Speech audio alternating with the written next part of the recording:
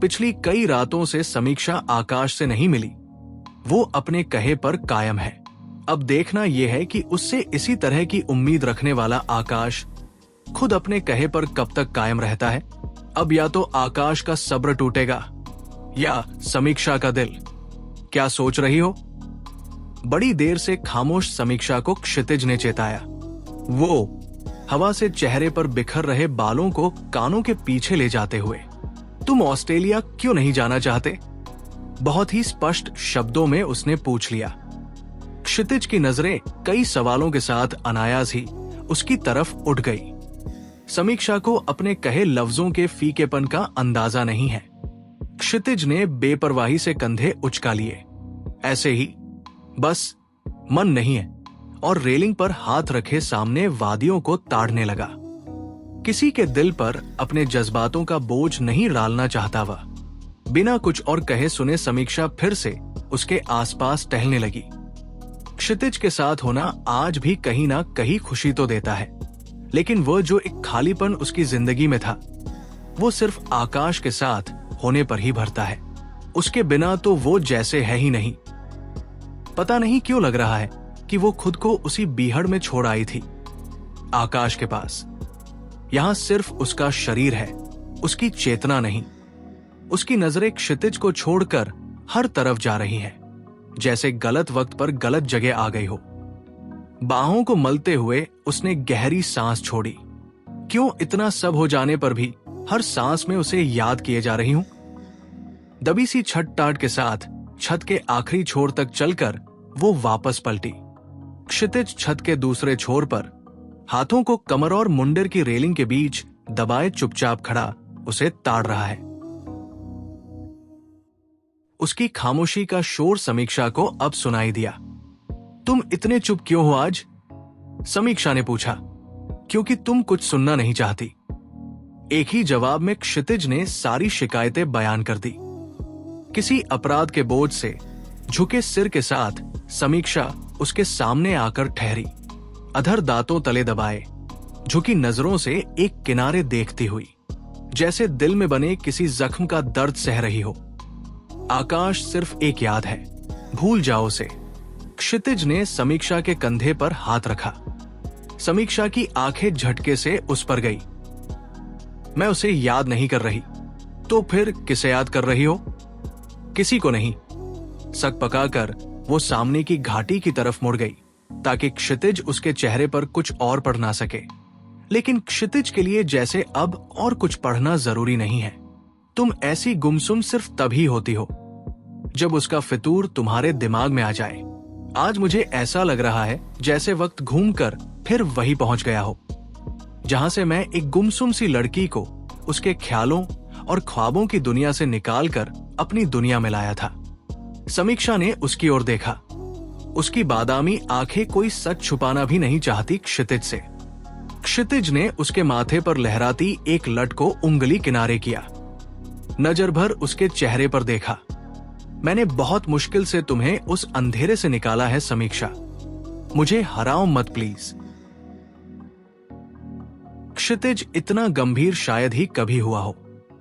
समीक्षा के अंदर फिर कुछ टूटकर बिखर सा गया। आकाश और अपने बीच चल रहे खेल में वो उसे क्यों तकलीफ पहुंचा रही है? उसकी तो कोई गलती नहीं। मैं उसे याद नहीं कर रही क्षितु।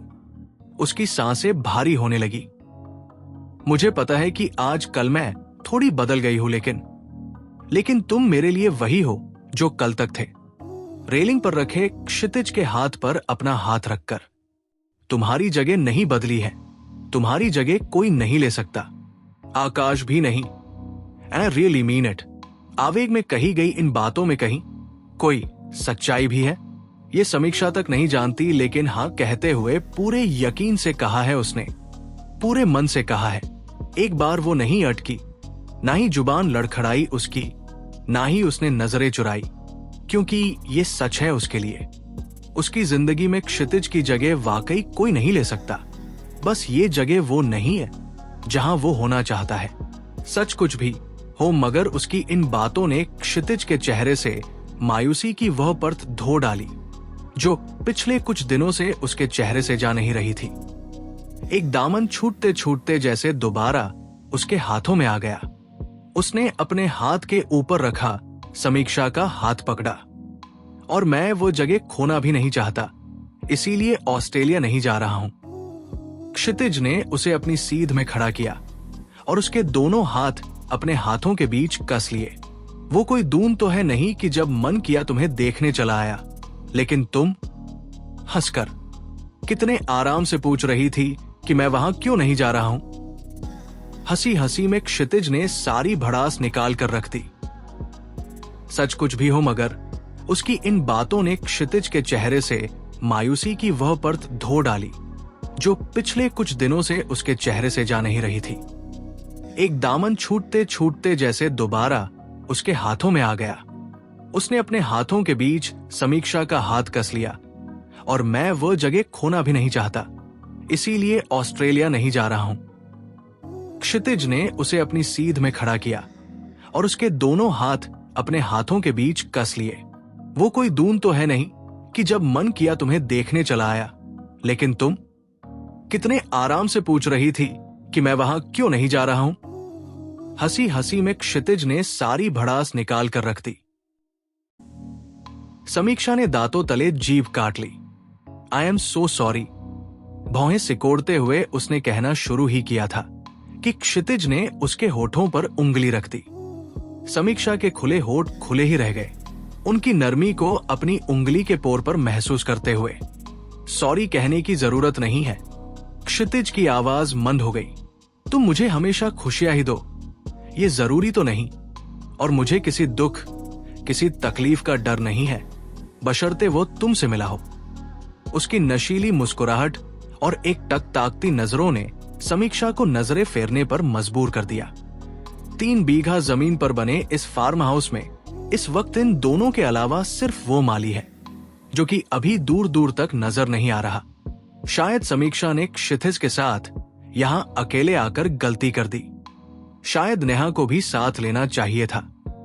ना समझी के भाव के साथ बेवजह यहां वहां देखते हुए उसने सरका कर क्षितिज के हाथों के बीच से अपना हाथ निकाला। वो धीरे धीरे कदम पीछे ले रही थी कि क्षितिज ने उसकी कमर में बाहर डालकर उसे वापस अपने करीब खींच लिया।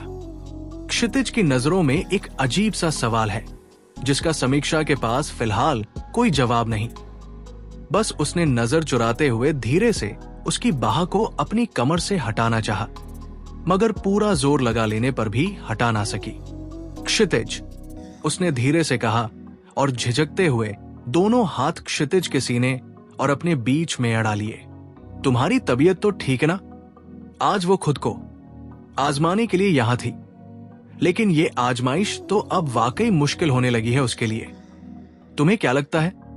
क्षितिज की आवाज और मंद हो गई। उसे धकेलकर बीच में दूरी बना रही समीक्षा को ऐसा लग रहा है मानो किसी दीवार को धकेलने की कोशिश कर रही हो। वो क्षितिज को 1 इंच नहीं हिला पा रही। वो जमीन में गढ़ी जा रही है और क्षितिज जानबूझकर उसकी झेम को नजरअंदाज कर रहा है। बार बार बीच में आ रहे समीक्षा के हाथों को आखिर उसने उसी की कमर के पीछे बांध सा दिया। अपने हाथों से उसकी कलाइयां जकड़े वो उसे खुद के और करीब लाता जा रहा है। आज मत रोकना। इन मंद लफ्जों के साथ उसका चेहरा समीक्षा के होठों पर झुकने लगा। ये कुछ जबरदस्ती हो रही है उसके साथ और वो विरोध भी नहीं कर सकती। उसकी कलाइयां क्षितिज की पकड़ में बस मसलती जा रही हैं। धीरे धीरे करीब आ रहे क्षितिज की सांसों ने समीक्षा के होठों को छुआ ही था कि आओ, छटटाकर क्षितिज ने अपने सिर के बानी तरफ हाथ रख दिया। क्षितु, समीक्षा ने घबराकर उसका हाथ माथे से हटाया। क्या हुआ? क्षितिज के माथे से खून बह रहा है। ये चोट कैसे लगी तुम्हें? समीक्षा की आंखें फैल गई। पता नहीं क्या आकर लगा।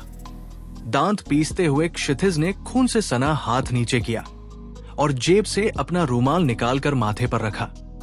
तुरंत चारों तरफ नजरें घुमाई। झट से उस दिशा में गया जहां से उस पर वार किया गया होगा। मुंडेर पर झुककर उसने नीचे झांका, मगर दूर तक कोई नहीं है। अजीब है। समीक्षा हड़बड़ाई सी उसके पीछे पीछे घूम रही है। कोई दिखा? उसने पूछा। नहीं, क्षितिज ना में सिर हिलाते हुए छत पर वो चीज तलाशने लगा जो उसके माथे से आकर टकराई होगी। इस छत का हर कोना धुला सा है, कहीं कुछ नहीं। हाँ, मगर एक कोने पर गहरे भूरे रंग का कंटीला सा पत्थर पड़ा हुआ है। घाव पर रुमाल को दबाते हुए वो नीचे झुका और संदेह के साथ उस पत्थर को उठाया। उसके हाथ से वो पत्थर छूट गया। ये इतना गर्म क्यों है? चारों तरफ देखते हुए, और आया कहां से? सवाल करता हुआ क्षितिज छत के दूसरे सिरे तक चला गया। ये इतना गर्म क्यों है? समीक्षा के मन में ये सवाल कौंध गया। किसी आंदेशे के साथ वो उस पत्थर के पास गई। उसे देखते ही उसका दिल धक रह गया। वो इस पत्थर को पहचानती है। उसे हाथ में लेते ही खुद ब खुद समीक्षा की नजरें आसपास किसी को तलाशने लगी। क्षितिज और वो अकेले नहीं है यहाँ, कोई और भी है उनके साथ। मुझे ऐसा लगा जैसे किसी ने 5-7 कदम की दूरी से मुझे मारा हो, लेकिन यहाँ किसी के होने का सवाल ही पैदा नहीं होता। हॉल के एक कोने में सोफे पर क्षितिज को बच्चे की तरह बैठाकर समीक्षा डेटॉल से उसका जख्म साफ कर रही है। ये चोट ज्यादा नहीं है, लेकिन खून काफी निकल आया है। जितनी बार दवा से भीगी रुई उसके जख्म को छूती है, क्षितिज के प्रतिक्रिया करने से पहले ही वो खुद छटपटा जाती है। उसके जख्म पर फूंकने लगती है। उसका मुंह उतर आया है। क्षितिज की चोट से दर्द उसे भी हो रहा है। दबा ही सही, लेकिन प्यार तो अब भी है। क्षितिज का दर्द देखकर वो भूल ही चुकी है कि अभी कुछ ही देर पहले तक वो क्षितिज से कतरा रही थी। उसके हाथों के बीच से क्षितिज झांक कर उसके फिक्रमंद चेहरे को देख रहा है, उस पर मुस्कुरा रहा है। कितने दिनों बाद, भले ही किसी और तरीके से, लेकिन समीक्षा का प्यार उसे महसूस तो हुआ। समीक्षा की पूरी तसल्ली होने तक क्षितिज ने एक बार भी उपचार करते उसके हाथों को नहीं रोका। आखिर में जब वो बैंडेड उसके माथे पर लगा चुकी, तुम्हें देर हो रही है, उसका हाथ चूम कर क्षितिज ने उसे याद दिलाया। ओके, समीक्षा ने बिखरा फर्स्ट एड बॉक्स बंद कर दिया। क्षितिज की चोट को लेकर समीक्षा अभी किसी नतीजे पर भी नहीं पहुंची भी थी कि गैराज में खड़ी गाड़ी के पास पहुंचते ही एक और सवाल उसके सामने खड़ा हो गया। क्षितिज की होंडा FC-X पर जमी धूल की परत पर किसी ने हर जगह 3 लफ्ज लिखे, आई एम सॉरी। क्षितिज ने कमर पर हाथ रख लिए। तुम 1 मिनट यही रुको, मैं जरा चंदन की क्लास लेकर आता हूं। करता क्या रहता है ये? क्षितिज वापस पलट गया। लेकिन दोपहर से गैराज की चाबी तो तुम्हारे पास थी, समीक्षा ने उसके पीछे कहा, लेकिन क्षितिज ने सुना नहीं। इधर समीक्षा की नजरें इस गाड़ी से चिपक गई हैं। वो 3 लफ्ज पढ़ते पढ़ते उसने गाड़ी का पूरा चक्कर लगा डाला और कुछ संदेह के साथ हाथ बांधे एक तरफ खड़ी हो गई।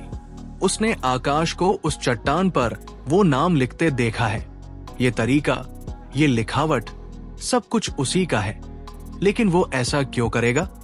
अपना प्यार साबित करने के लिए या उसे डराने के लिए? जवाब मिलने से पहले ही क्षितिज के जूतों की आहट सुनाई दी। समीक्षा उस ओर घूम गई। कुछ पता चला? उसने क्षितिज से सवाल किया।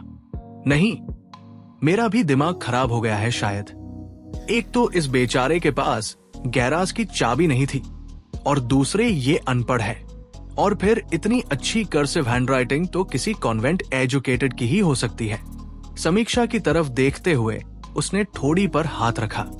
लेकिन वो माफी क्यों मांग रहा है? क्षितिज का इशारा समीक्षा की तरफ है। इट्स नॉट मी, समीक्षा ने उसके शक का जवाब दिया।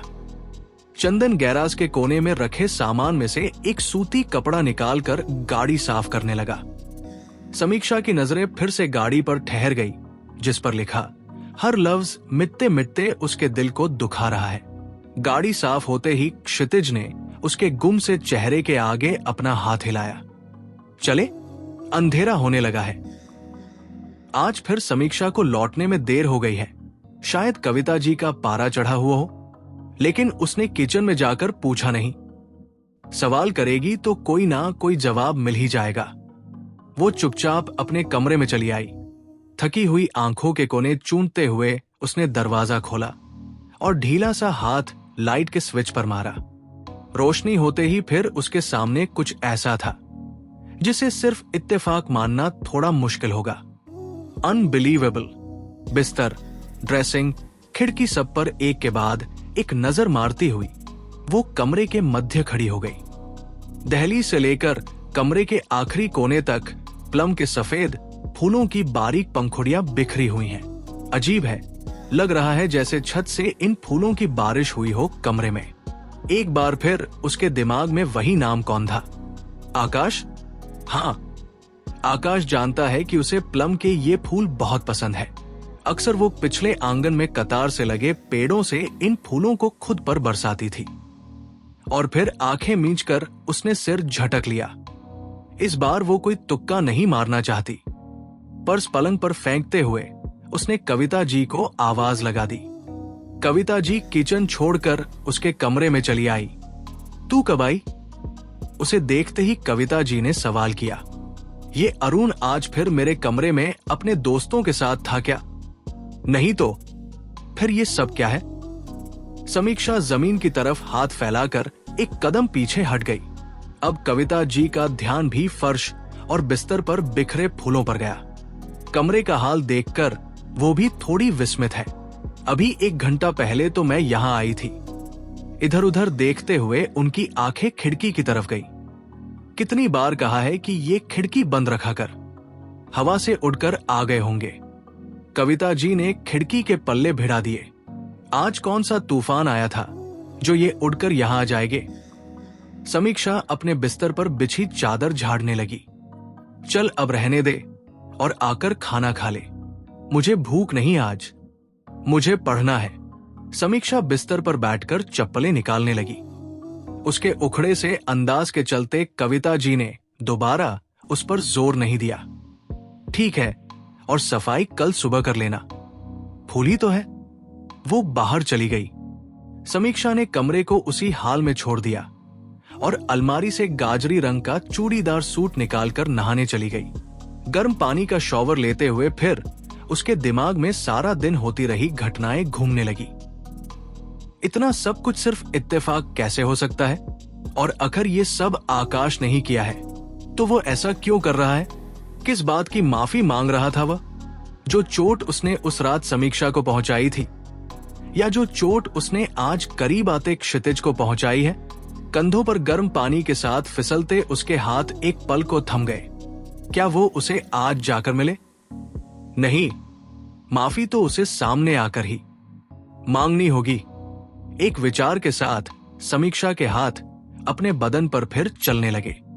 अगर क्षितिज यथार्थ है तो वो उसे स्वीकार करेगी, और अगर आकाश चाहता है कि उसका प्यार उसी का रहे तो उसे भी ख्वाब से यथार्थ होना ही होगा। क्या वो सिर्फ इतना नहीं कर सकता उसके लिए, अपने रिश्ते के लिए, अपने प्यार के लिए? कहीं कहीं से भीग गए बालों की जड़ों में उंगलियों से झटके देती हुई वो बाथरूम से बाहर निकल आई। एक किताब लेकर अपने वो बिस्तर पर जा बैठी। अब भी फूल उसकी चादर पर बिखरे हैं। अगर ये आकाश की हरकत है तो इससे ज्यादा रुमानी हरकत उसके लिए कभी किसी ने नहीं की होगी। पीठ के पीछे से तकिया निकालकर समीक्षा ने गोद में लिया और पढ़ी हुई पंक्तियों को अपने शब्दों में खुद को ही समझा रही थी कि भड़ाक की आवाज के साथ खिड़की के बंद पल्ले खुल गए।